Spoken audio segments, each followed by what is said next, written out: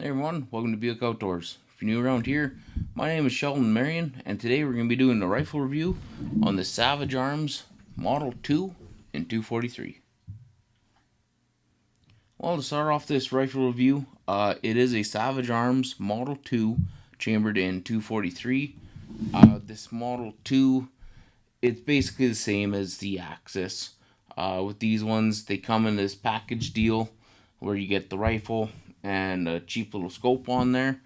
The scope itself is just a 3 to 9 by 40 Simmons Blazer. They're the run of the mill cheapo scopes. I use them on some of my 22s. They're an okay scope for just a cheap little thing. With this one, it comes with a 22-inch barrel. It's all blued. You have the plastic synthetic stock. Has the detachable box magazine. Simple little bolt action. The action is actually very smooth on these. You have the safety right here. Nice little thumb safety right in the middle underneath your scope. It's nice when you're sitting there, you're shouldering the rifle, you can just flicker right off nice and quick and easy. The rifle itself, it's for being such a short rifle, it's actually kind of heavy. I bet you it's getting close to about 7 pounds. And the trigger itself, when you pull the trigger, it's a bit heavy. I want to say this trigger set up to be around 4 pounds or so. But it's a nice little gun. Comes with your detachable magazine. Comes bore-sighted with the scope. 243. And pretty well when you buy this thing, you pull it out of the box, it's basically ready to rock and roll. Take it to the range, you sight it in, and you're good to go. For price point, I don't exactly know what they are right now. I bought this, it's been a few years now, but now like the Savage Access 2s, I want to say the little package deals that you can get now, they're right around that $600 or $700 mark. I'd have to double check, on Cabela's or your local stores or whatever, but anyway you take it, for just a entry level gun or just for another one for your gun cabinet, it's a nice little gun. But I'm just gonna keep this short and sweet, and we're gonna head out to the range with this now, and we're gonna do some shooting, and we're gonna see how accurate this thing actually is. Alright, so we made it out to the range here with the old 243. I got 3 different bullets that I'm going to be using. The first one here is just the 90 grain Nosler AccuBonds. And then I have some 100 grain Nosler Partition. And then 95 grain Nosler, or Federal Fusion, sorry. So what I'm going to do here, I got 3 Nosler AccuBonds in. I got my target set up there, just got to throw in one more earplug, and then we'll get to shooting and see just how well this thing's shooting. This one, it's been a couple years since I shot it. I don't know if it's still sighted in or not. I'm assuming it's not. Plus there's also just the cheapo scope that came with the gun, just that 3 to 9 by 40 Blazer. So yeah, cheap little Simmons scope, cheap little rifle. And this one, Federal Premium 243, with the Nosler AccuBond, it's kind of expensive ammo, so yeah, we'll see. I don't have overly too high hopes for this one. I don't think this one ever did shoot all that great, but yeah, that's what we're here for. We'll find out. So just give my earplug a second to expand, and then we'll get to shooting here.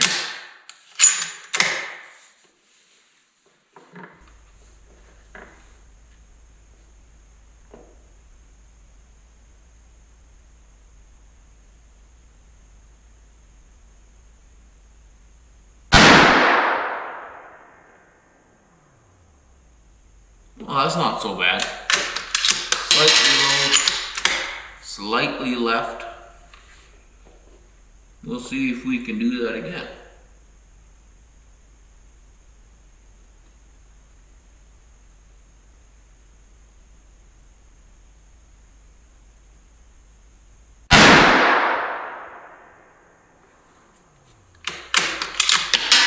Well, dead center to the right now.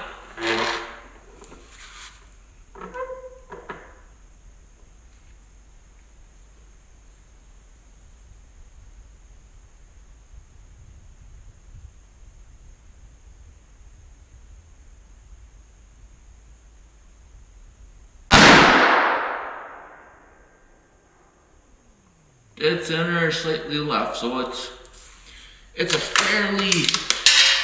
fairly large group, but you know, honestly, it's not that bad.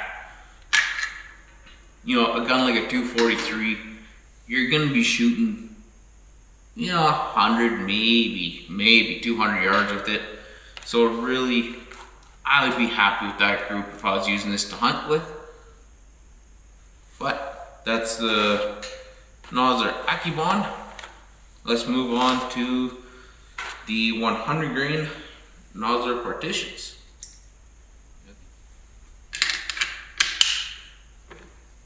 Nah.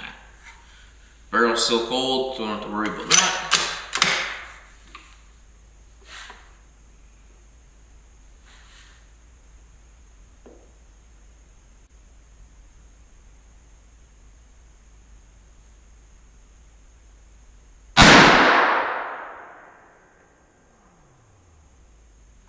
Dead center, but low. I'll put that up there.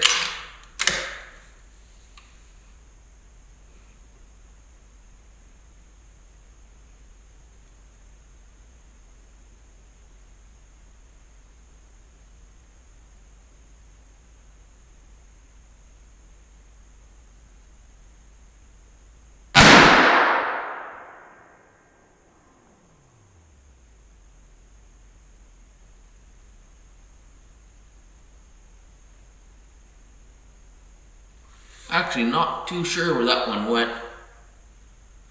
The barrel's not hot, but it's a cold day, so now there's that little bit of mirage coming up into my scope. So I can't quite see 100%. It's a little kind of fuzzy and hazy down there. And it's starting to clear up already.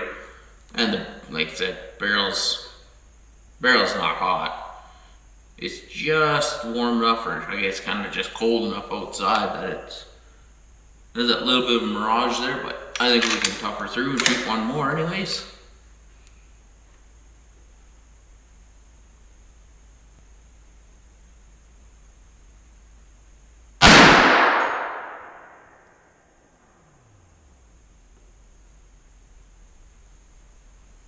Yeah, that one's not too bad. That one hit a little bit low right next to the other one. So yeah, same thing with the Akibonds. It's not the tightest group in the world, but I mean really, I'd be happy with that out of a hunting rifle.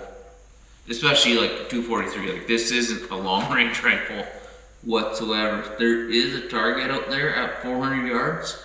That maybe I'll take a poke at with, I don't know, we'll see how the fusions go first, and then we'll talk about that 400 yard target. But for right now, I'm just going to take my time loading up the 95 grain Federal Fusions. Let that barrel cool off a little bit. Hopefully that mirage kind of settles down a little bit. That last one, it was a bit hazy. I had to take my finger off the trigger there a couple of times. You start to see kind of double almost kind of thing. But we'll see here.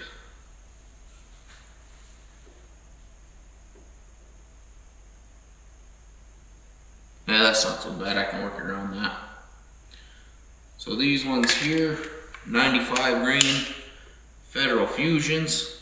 Same deal as the last two, we'll just shoot for the center target. We kind of know where everything else is hitting.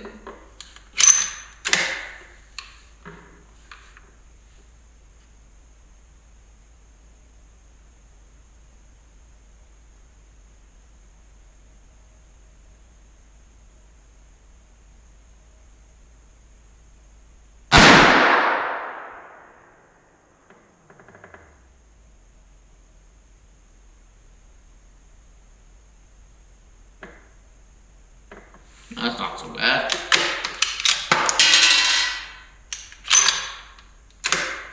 One thing I'm surprised at this too is this ammo. It's old, paint's wearing off the box, and it's still shooting just perfectly fine.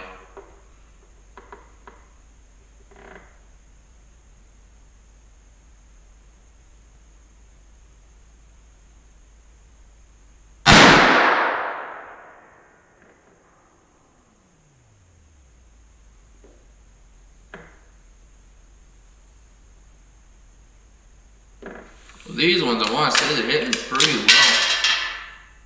Dead center. Maybe slightly left, but the problem I'm running into is I'm having to shoot in between the mirages. The target is focused, and then it kind of comes out of focus, kind of does this weird wiggly thing, and then it kind of comes back in. So I got to time my shots. Maybe with this last one. Nah, I gotta shoot the target.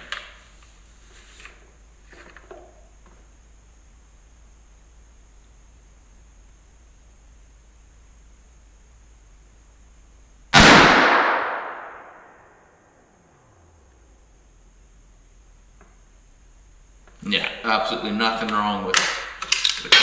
And, you know, 3 different types of ammo,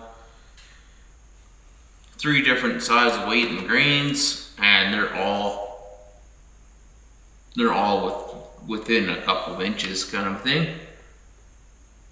You know, it's these Savage Arms rifles, they continue to impress me. Even though it's a cheap gun, it's a very, very cheap scope. You know, these Simmons scopes are like $80. It's the same scopes that I put on my 22s, or my cheap 22s anyways. My newer one, I put a Leupold Freedom on it, but you can't go wrong with this. I believe at Cabela's, yeah, these packages are a few $100, and you can see, like, if you're just getting into it, or you just want another gun to plink with, I mean, you really can't go wrong with this.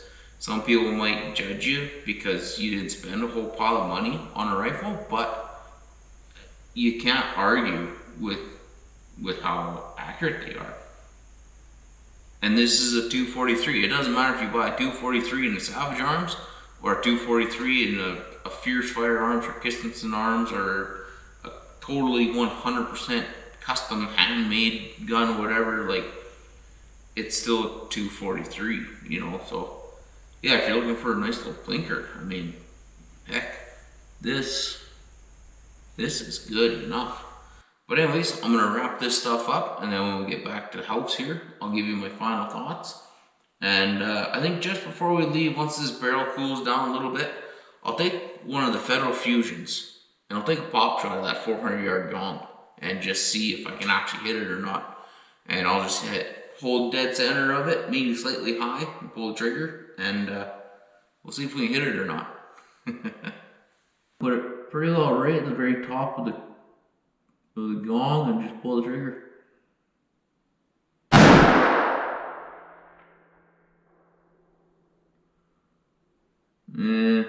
I don't know. I didn't hear nothing, didn't see a splash. We'll aim just slightly higher. Right now, about, say about 6 inches above the gong.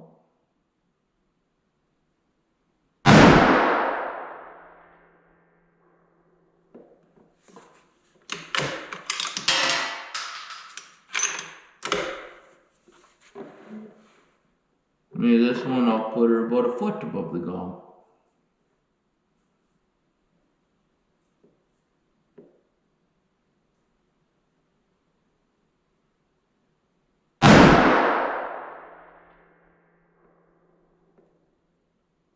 I don't know.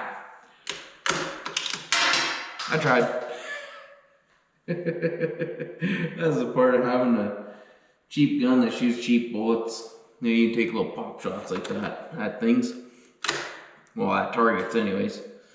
But, yeah, with my 300, I hit that gong with every shot.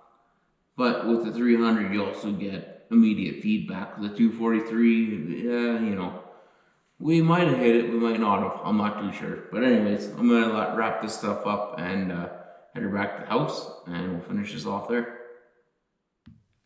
Well, you guys, we made her back from the gun range there, and as you can see, for a cheapo little gun, I mean, I'm happy with that. At 100 yards, is it a tight cloverleaf group? No. But do you expect it out of a, you know, a rifle scope combo that's under $1,000? Absolutely not.